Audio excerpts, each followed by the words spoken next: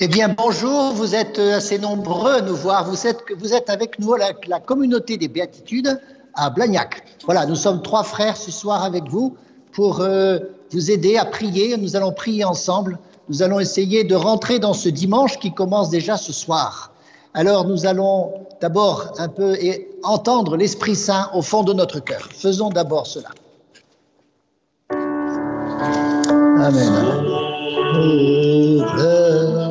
De Dieu. Souffle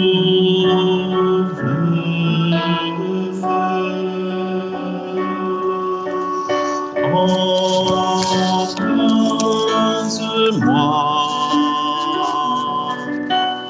consume-moi,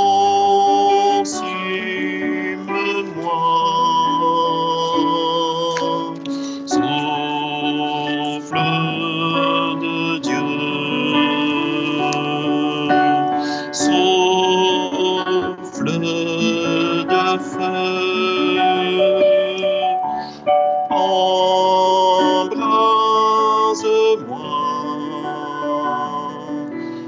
consume-moi,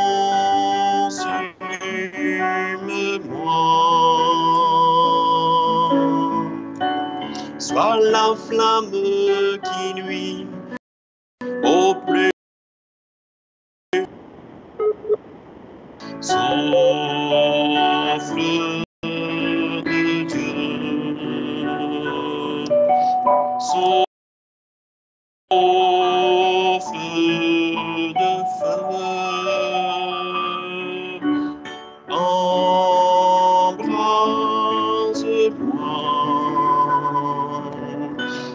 consume-moi.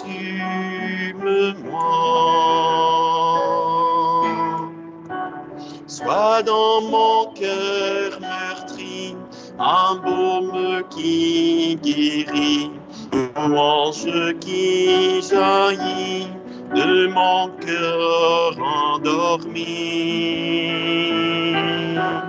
Souffle de Dieu, souffle de feu, embrase-moi,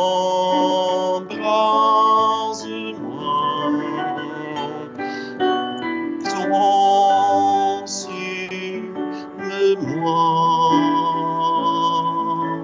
souffle de Dieu, souffle de feu, embrase-moi, consume-moi.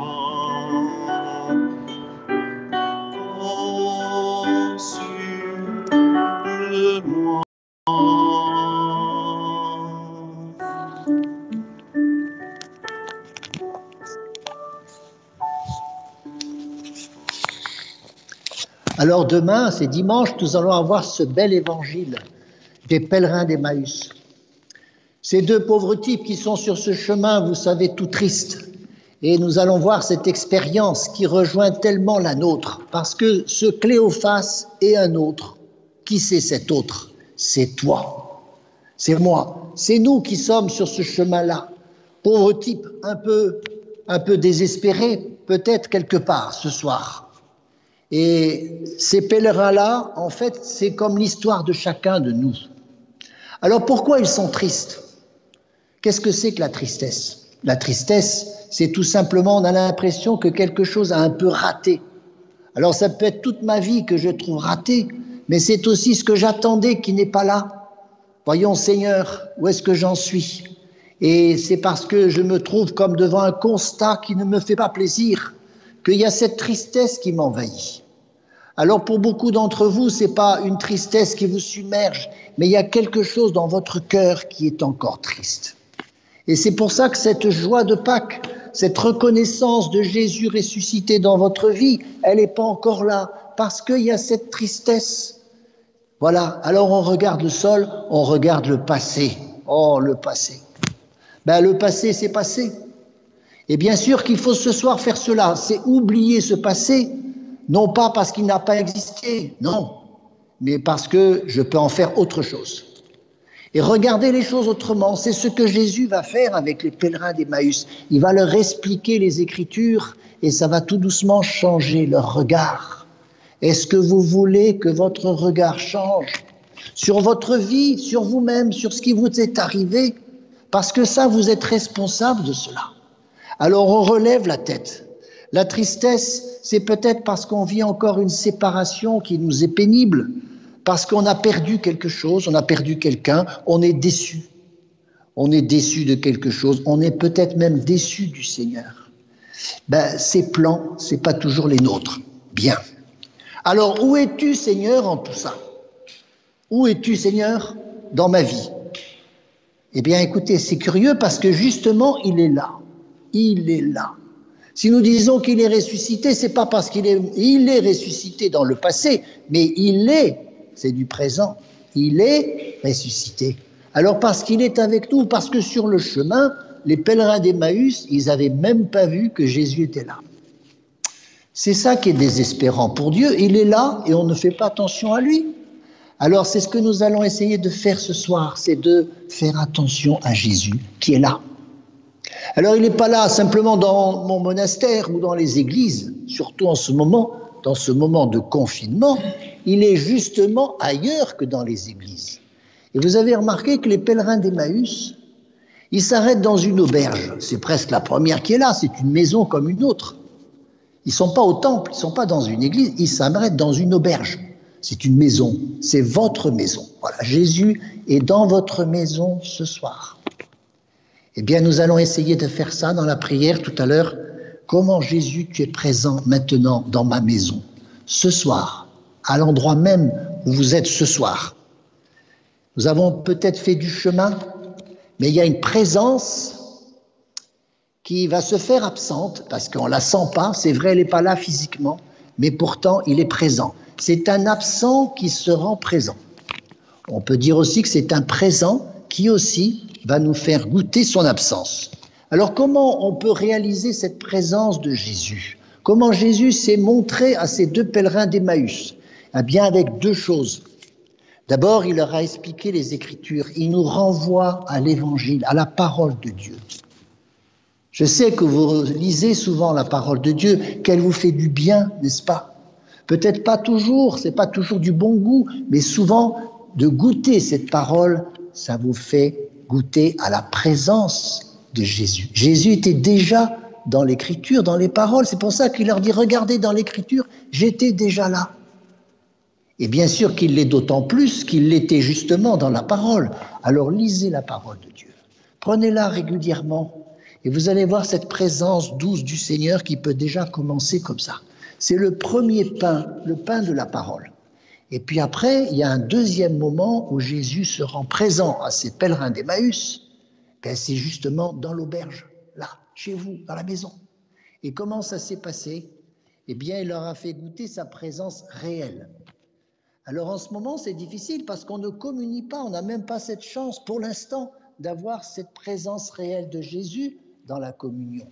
Mais vous savez que vous pouvez le faire aussi spirituellement, parce que vous l'avez déjà fait, vous en avez le souvenir, et que vous allez le refaire. Nous prions pour que ça se fasse bientôt pour chacun de vous, que vous puissiez recourir à cette présence de Jésus dans l'Eucharistie. Voilà. Eh bien, une dernière chose, c'est faire une sorte de conversion. C'est ce qu'ont fait ces pèlerins. Et je la vois très particulièrement parce qu'ils descendaient de Jérusalem jusqu'à Emmaüs. Ça fait, je crois, 400 mètres de dénivelé. Ils descendaient, et ça fait une trentaine de kilomètres. Donc, ils descendaient, et comme ils descendaient dans leur tristesse. Et ça, ce mouvement-là, eh bien, il s'est inversé, ils se sont mis à remonter. Et remontent jusqu'à Jérusalem. Alors, est-ce que l'on ne peut pas faire ça nous-mêmes aussi ce soir? Alors, ça demande un travail, parce que ça ne remonte pas tout seul. Quand on monte, eh bien, il faut donner un petit effort. Alors, nous allons faire ce petit effort ce soir. Nous allons faire dans l'autre sens. On va arrêter de regarder notre tristesse, de nous enfoncer dans notre passé, parce qu'on descend dans son passé, alors qu'il faut monter dans son avenir. Voilà. Alors on va faire ce changement-là. Ça veut dire aussi changer notre regard sur ce que nous sommes vraiment. Est-ce qu'il y a tant de raisons que cela d'être triste? Est-ce qu'il n'y a pas une part de notre tristesse qui doit ce soir disparaître? Je le crois, Seigneur. Je crois que tu as visité, comme tu as visité les pèlerins d'Emmaüs. Ce soir, tu veux nous visiter chacun. Alors tu es avec nous, tu marches avec nous dans notre maison. Là où vous êtes devant votre écran, il est tout près. Il est même dans votre cœur. Vous imaginez? Il est dans votre cœur. Alors, frères et sœurs, nous allons faire maintenant ce travail qui est une intériorisation. On va demander le Saint-Esprit. On va demander le Saint-Esprit pour que nous touchions, que nous goûtions à cette présence de Jésus. Amen. Oui, Seigneur, mon Dieu. Oui, je sais que tu es en moi, Seigneur, ça j'en suis sûr. Je te demande pardon parce que je ne fais pas toujours attention à cette présence. Et je ne fais pas assez attention à cette présence que tu me manifestes dans ta parole. Et puis aussi dans ce moment où je peux être en prière, je peux t'appeler et tu es là, Seigneur. Et si je suis avec quelques-uns, c'est encore mieux. Parce que là où 2 ou 3 sont réunis, tu nous as dit que tu étais là, Seigneur. Eh bien, Seigneur, viens me faire goûter à ta présence ce soir. Je te bénis parce que maintenant je suis dans le temps de Pâques. Et le temps de Pâques, c'est le temps de la grâce de cette présence.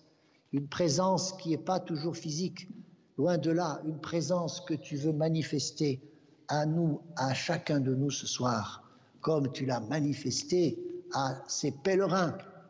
Merci Seigneur. Je suis un pèlerin avec toi et je suis sûr que tu es là avec moi, que nous marchons spirituellement pour inverser notre marche et pour remonter seul à Jérusalem, mais le cœur rempli de ta présence. Amen.